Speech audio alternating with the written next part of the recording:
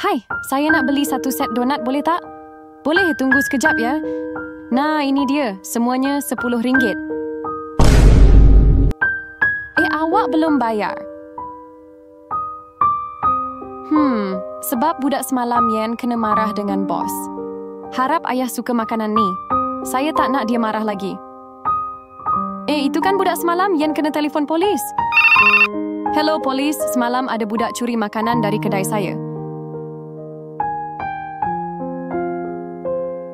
Ayah, saya bawa makanan hari ni. Apa ni? Kenapa bawa makanan tak sedap? Saya cuma mampu dapatkan ini saja untuk hari ni.